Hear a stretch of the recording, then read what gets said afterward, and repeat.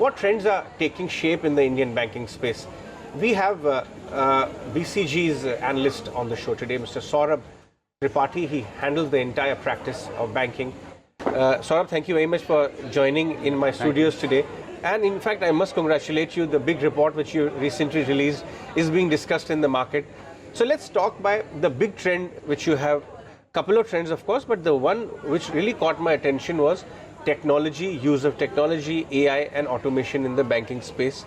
Not only to acquire customers, it is being followed by some of the best names like Bajaj Finance, HDFC, etc.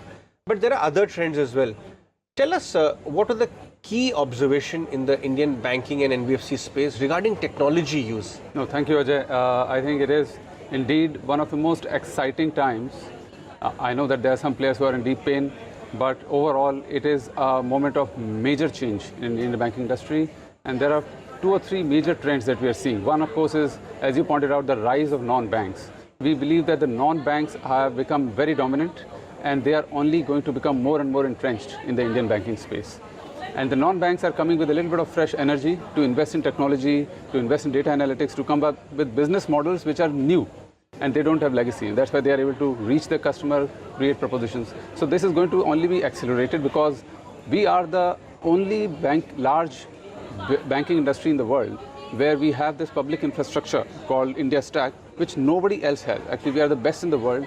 And just a few weeks back, we have actually opened up our banking industry to consent-based data sharing. The consent-based data sharing opens up a competition like it has never been done before. So we expect that the landscape will dramatically change as non-banks get access to bank data, customers' data in the bank, and they are able to use data analytics to create propositions. They are able to use that to do lending and so on and so forth. So what disruption are we talking about over here? Because right now we are seeing there's a big demand there. Of course, medium term there is some slowdown which has set in, but the size of the pot is very large when we speak to bankers. So how will disruption really change the way agile companies approach that pot of opportunity? Because PSUs are unable to service that side. Yes, I'm very happy that you brought up that point. I'll just give you an example. We just analyzed everybody's talking about slowdown in credit in India. Slowdown in credit has happened in retail, consumer credit. Slowdown in credit has happened in SME credit, commercial credit. But in retail credit, the capability levels of the entire banking industry have been, moved up a level because bureaus are there and all that. So even though the growth rate of consumer credit went down from 25% to 16% in last 1 year, the NPA levels in the industry across the board also went down. You can imagine that's a very big achievement by the industry. But when you look at commercial credit, meaning lending to small businesses and SME, there a large number of players saw the NPAs going up. Large part of public sector banking industry actually stopped lending. Why is that happening? Because commercial credit is much more complex, and it is getting more and more complex by the day.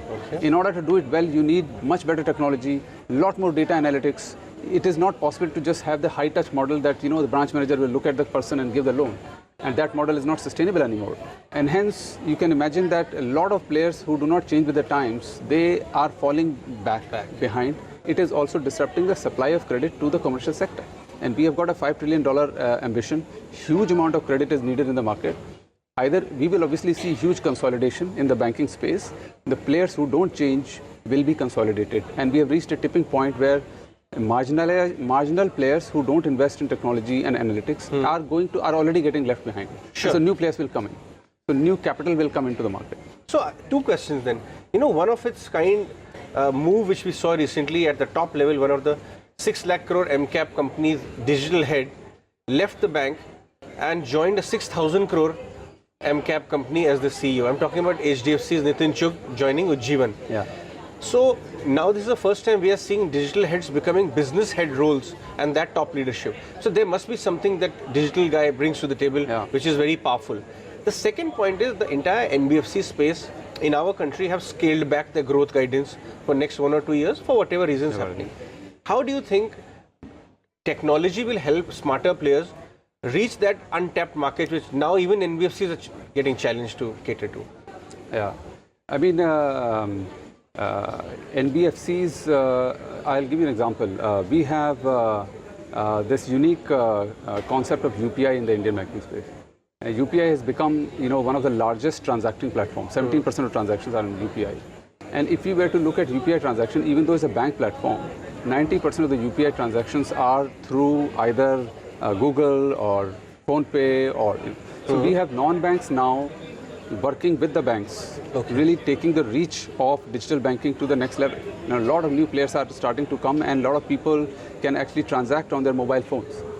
I'll just give you an interesting example. It really completely wowed me. In China, my team members in China, young boys and girls, they have forgotten when they visited an ATM last. They have actually even forgotten how to use a card. 50% of all the transactions on mom and pop shop, not large supermarkets, not online. Mom and pop shop happens on mobile phones. Oh my God. Yeah, and that I think it will come in India sooner than we expect, because our infrastructure is just one step ahead of China. So if I may just one more point, yes, I work with a lot of financial institutions who have an ambition to become technology driven. And I noticed that the leaders who are successful, they are those who know technology really well. Saurabh, stay with me. Yesterday we had CA on our channel.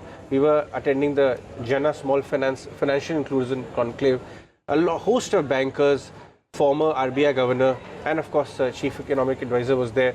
Our managing editor was interviewing him. And a lot of chat came along how technology disruption. He even spoke about the point that data is public good now. Yeah.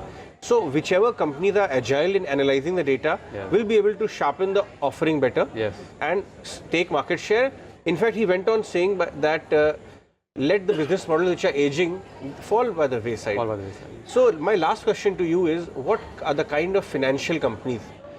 It may be tech-backed NBFCs or banks which are adopting technology and approaching this will really shine in the coming years.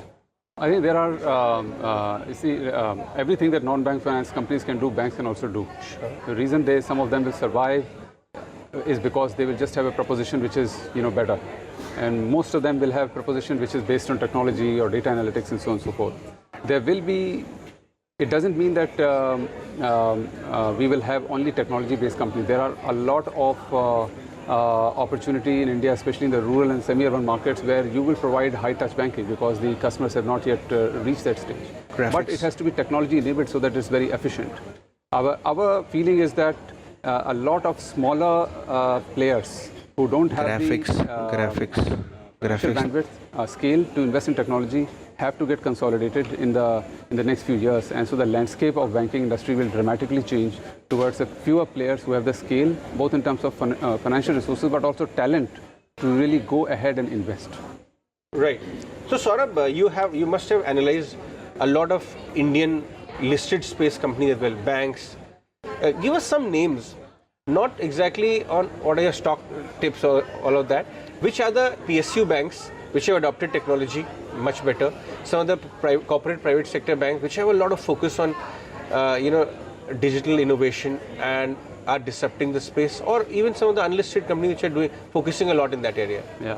So look, it is, in our opinion, not about players. It's about the leaders, the people who are leading these institutions. Some of them are visionary, and they go ahead and sort of propel their organization towards investing for the future. And it takes a lot of guts, because many times this investment does not return short-term returns. So in our industry, we believe that the larger public sector banks with the right leadership will be able to invest and go through the transformation. I am not so sanguine about the smaller public sector banks, both because they have got talent problems and they have got the scale problems. And some of this requires investment, sustained investment over a period of time, and change is not so easy.